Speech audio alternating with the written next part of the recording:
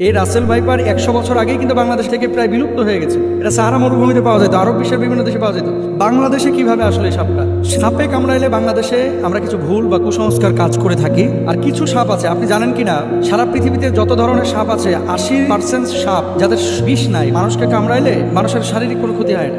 এবং সাপের একটা নেচার আছে, কিন্তু আপনি যতক্ষণ পর্যন্ত তারে খোঁচাখুচি না করবেন ততক্ষণ পর্যন্ত কিন্তু কামড়ায় না। খেয়াল করে দেখেন, ধরেন আপনার পাশ দিয়ে চলে যাচ্ছে, আপনাকে প্রথমে কিন্তু ছবল মারে না, এটা সাপের একটা বৈশিষ্ট্য। কিন্তু এই রাসেল ভাইপার বাংলাদেশে যেটা ছড়িয়ে পড়েছে, সাপের ব্যাপারে কিন্তু হাদিস আছে একাধিক। আব্দুল্লাহ ইবনে ওমর রাদিয়াল্লাহু তাআলা আনহু একটা সাপ দেখলেন, তারপরে এটার পিছু নিয়েছেন। অন্যান্য সাহাবীরা ওনাকে বলছেন, এই তুমি কোথায় যাচ্ছ? এই যে সাপ, নবী সাল্লাল্লাহু আলাইহি সাল্লাম তো সাপ দেখলে মেরে ফেলতে বলেছেন, এই জন্য আমি মারার জন্য যাচ্ছি। সাহাবীরা বললেন, তুমি কি শোনো নাই যে ঘরে এবং ঘরের বাইরে যে সমস্ত সাপগুলো মানুষের আশপাশে থাকে, এই সাপগুলো তোমাকে দংশন না করলে, তোমার ক্ষতির কারণ না হলে তুমি তাকে হত্যা করতে পারবে না। এটা নবীজি নিজেই নিষেধ করেছেন। তাহলে কি এখান থেকে বোঝা যায় যে যেই সাপটা আপনার শরীরের জন্য ক্ষতিকর, আপনার জীবন বিনাশ করবে, সেই সাপকে আপনার হত্যা করতে হবে।